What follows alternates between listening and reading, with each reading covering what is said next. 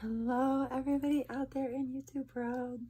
It's me, MizLynn. I am back again today, October 24th, 2019, to talk about some more stuff. Hold on one moment here. Okay. So my disclaimer before we get into the video, I'm going to be talking about seasonal affective disorder, and there are going to be some trigger words for some people in here, like suicide and self-harm and things of that nature. If you do not want to watch this video, I will not be hurt by that because I understand triggering. If you do continue to watch, I hope that you find anything in here of value, and I will link all of my sources and helpful links in the description. And I hope you give me a thumbs up and leave me nice comments and subscribe if you want to see more of whatever I put on here. So let's get into it so I don't go like I did before. I did one earlier and it was 34 minutes. So let's not try and go that long this time. Okay, so I took better notes this time. So, S.A.D. What is S.A.D? S.A.D is Seasonal Affective Disorder. And Seasonal Affective Disorder is in a depression family. So it's part of the depressions. It happens during the change of seasons. Most people are affected in the fall, winter months. There are people that are affected in the spring and summer, probably for completely different reasons than why I suffer in the winter. In the United States, 1 to 10% of the population is affected by S.A.D. And nobody talks about this. Nobody talks about what people have to go through, how debilitating it can be to live with S.A.D, because honestly, just kind of like you think everything's fine and then it just creeps up on you and you don't know what to do. And then if there's a whole lot of other stress on top of that, your brain is just gonna be like, no, sorry, I'm gone, bye. So yeah, let's see what it means. And the source that I'm getting my information from is from medicinenet.com. And but yeah, S.A.D, it just tends, to occur in the winter and fall for most people because of not being exposed to the sun as much, not being outside, days are shorter, it's cold, we're dressed more, so we're not getting as much vitamin D. We don't live near the equator, so, well, at least I don't. That would help. I mean, if you knew your body's temperament and how the seasons affected you personally, and you knew that fall and winter are rough for you and you need that sunshine, go south of the winter like the birds do. Find what works for you. But yeah, but it's believed that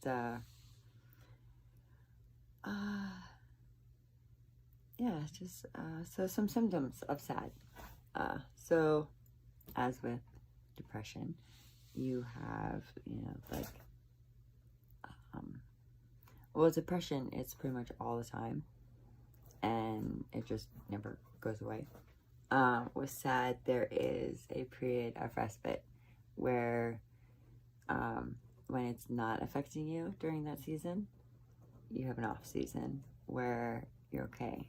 You might still get a little down, but it's not anywhere near as bad as when you have the S.A.D. So these symptoms are usually reoccurring for people.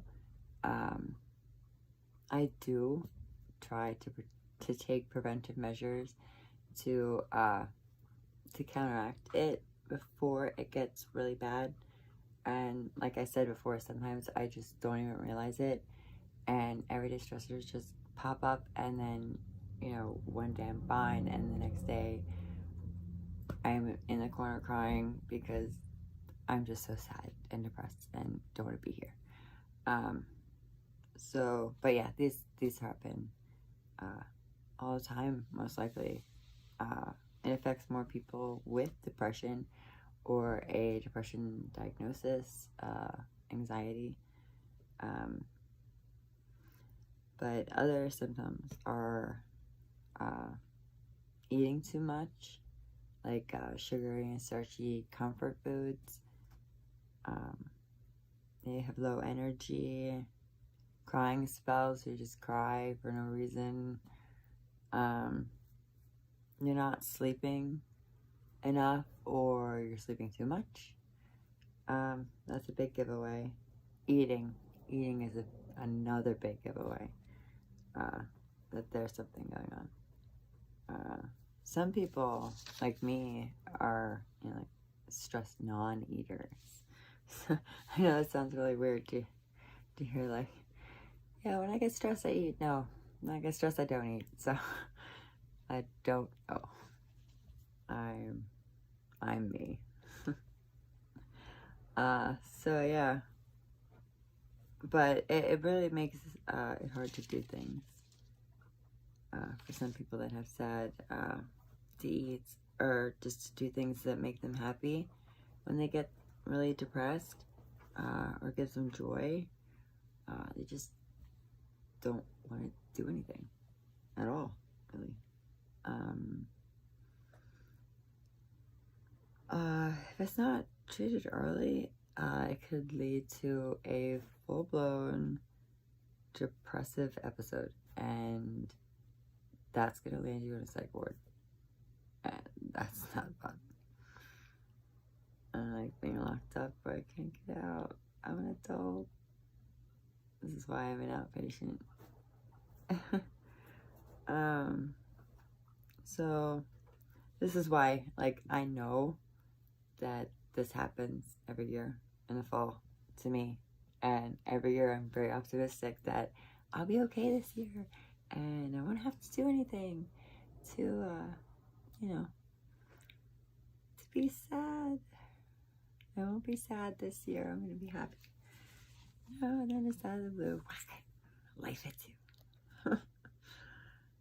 Yeah, so if it's not treated early and it gets really bad, it can leave people so depressed that they literally cannot do anything. They're just paralyzed. They're off somewhere on cloud 9 because their head won't stop. They can't get their thoughts straight. You have all these like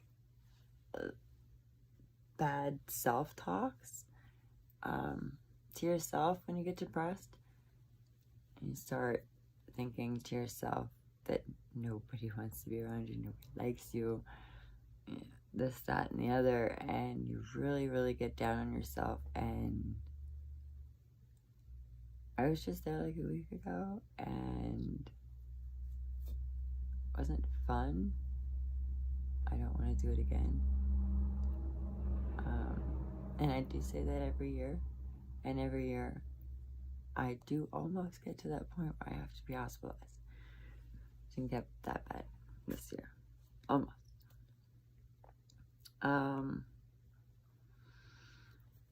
So in extreme cases, besides the being paralyzed and not being able to do anything, you can also have the opposite effect, where they're doing things that are bad,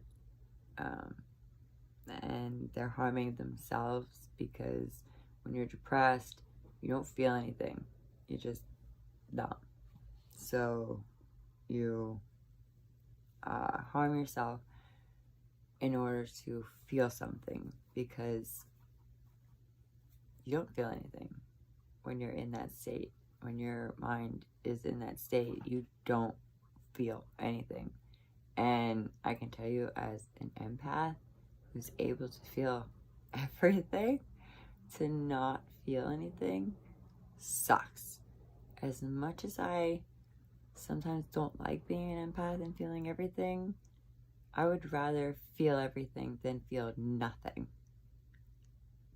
That's just how I am anyway. That's my look on it.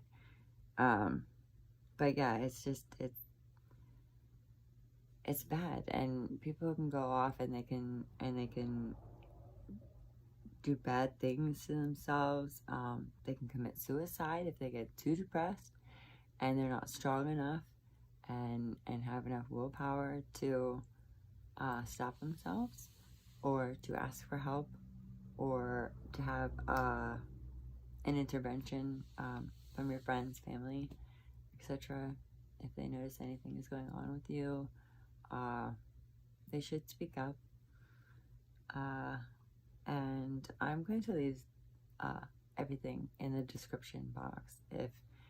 If you need help with anything, there's numbers available, places that you can call that can help and get you set up with what you need and be able to help you in the moment, because you can't always have your therapist say beck and call 24/7. It just doesn't work that way. Maybe for the really rich people that can afford it, but for everyday people, you know, you have to use what's available. And because we have such great technology and we have the internet and we have things like this, we can connect to other people through text messages, through phone calls, video chats, to just talk to somebody, because sometimes just talking to somebody helps. So, but yeah, those are some bad things. And if you notice that somebody's isolating themselves a lot and not wanting to do anything, not motivated, just kind of moping around with that attitude, ask if everything's okay. S.A.D hasn't really been recognized very long. It was first printed as a medical condition termed as S.A.D, or Seasonal Affective Disorder, in 1985 in print by the psychiatry world, as being like a form of depression that affects some people. So, and then, you know, there's other words that people used to use for S.A.D before they actually had a name for it, like winter depression or hibernation. Like I did with my mind goes into like a winter hibernation, and I'll come back in the spring and I'll be fine. But yeah, the hibernation reaction. So yeah, winter blues. S.A.D is usually heightened with the seasons. And there are times of the years when you're symptom free, like I said before, when you have that respite of transition where you're okay for a little while.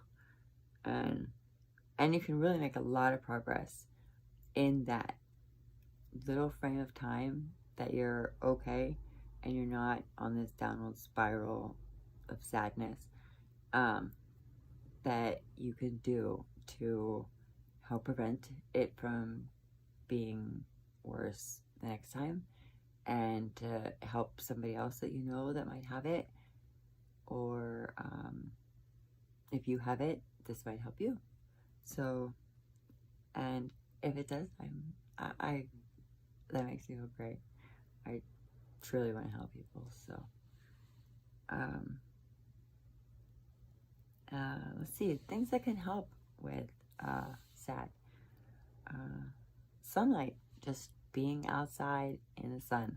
Like I said, it's because we're not getting enough exposure to the sun. We're lacking in vitamin D.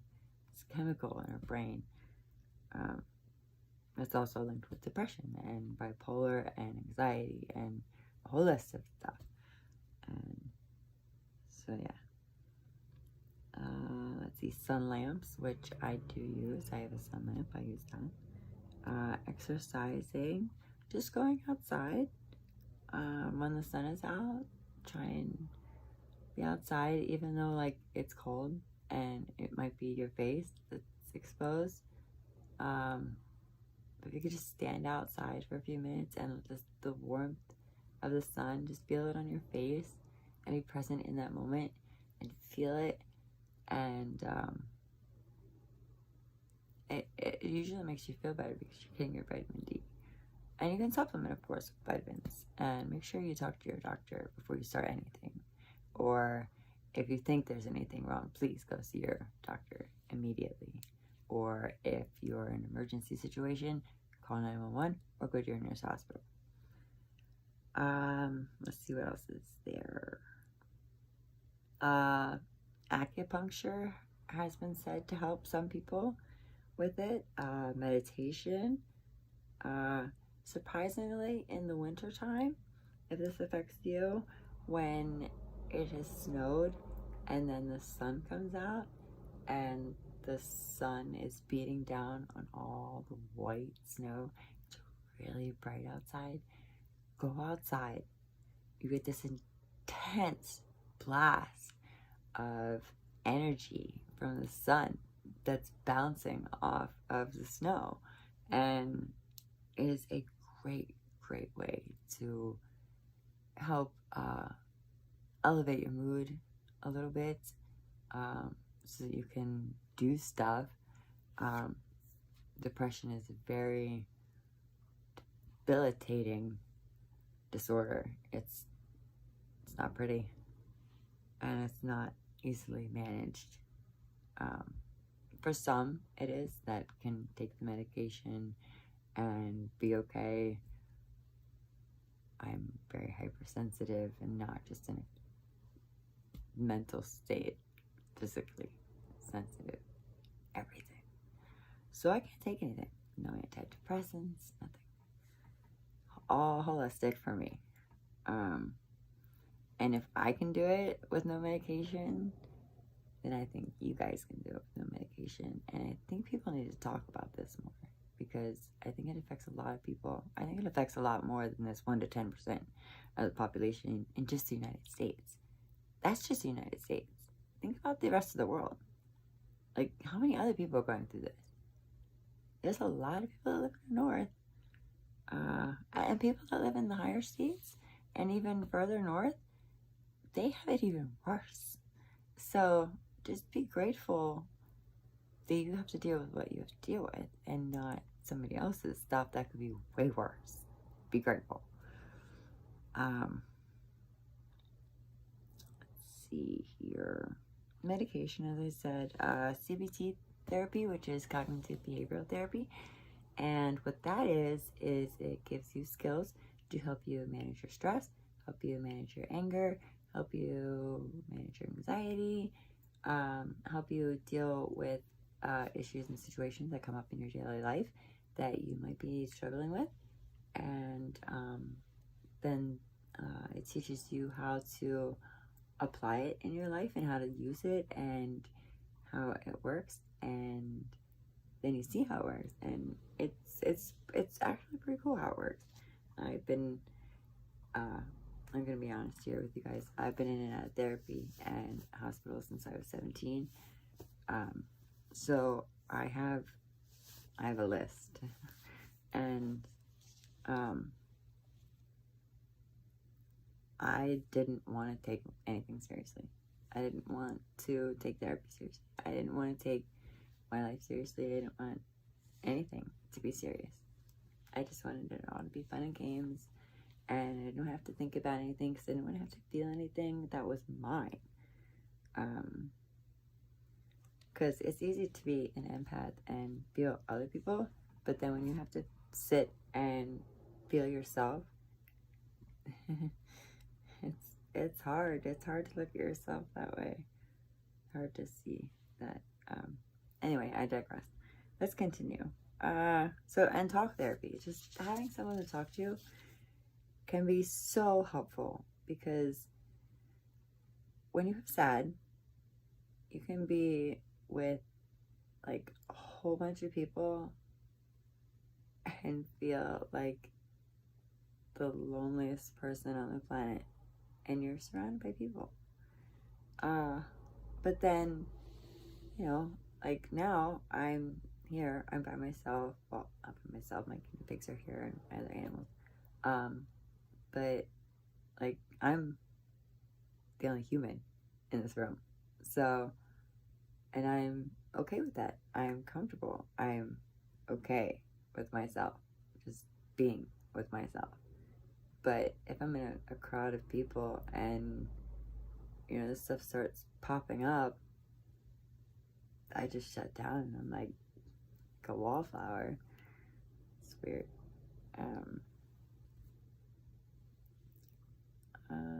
So also you can make sure that you're eating right and that you're staying hydrated.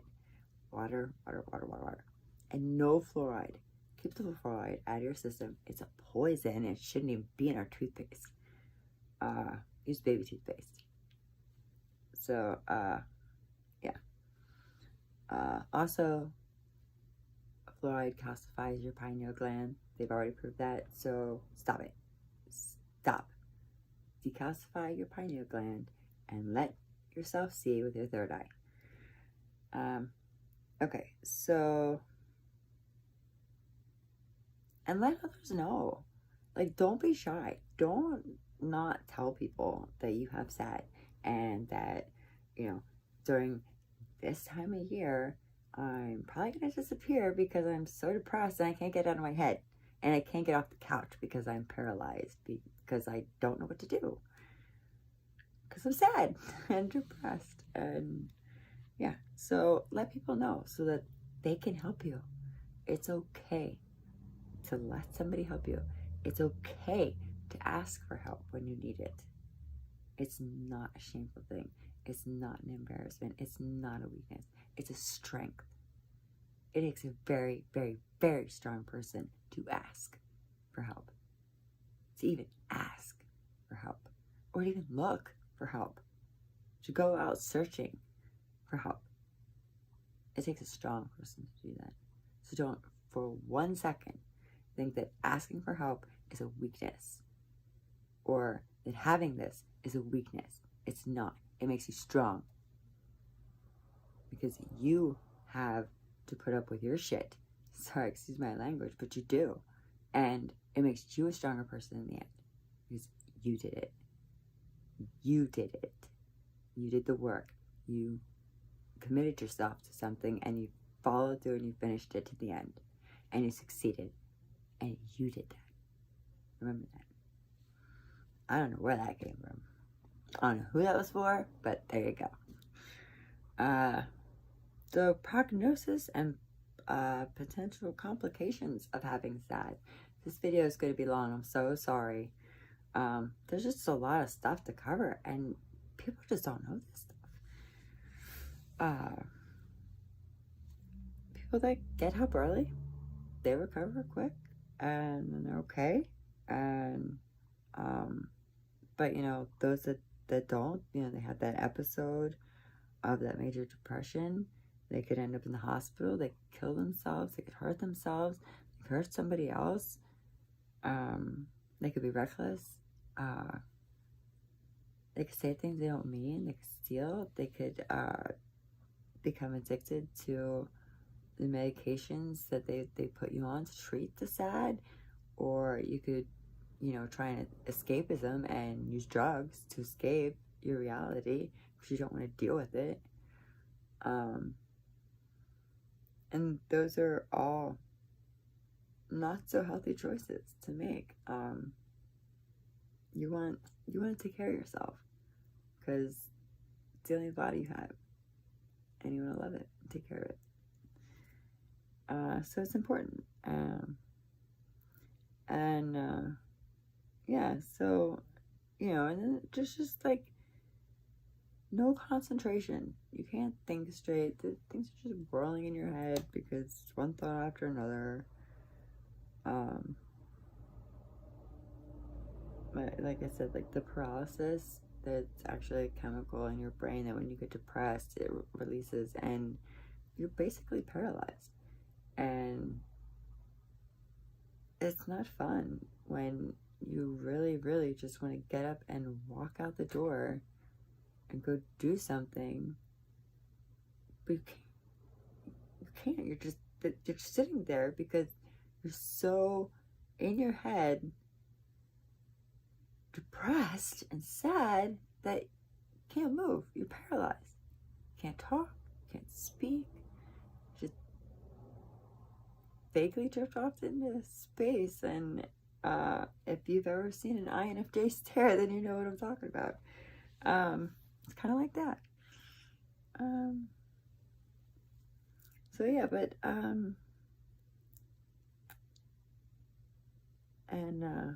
don't isolate yourself. Either try and, you know, be around people that you love and that love you and that support you and that are there to help you and encourage you and love you. Because just having somebody there, even if you're not talking, can be helpful. Just knowing that there's somebody there. You're not alone. And you're never alone. So,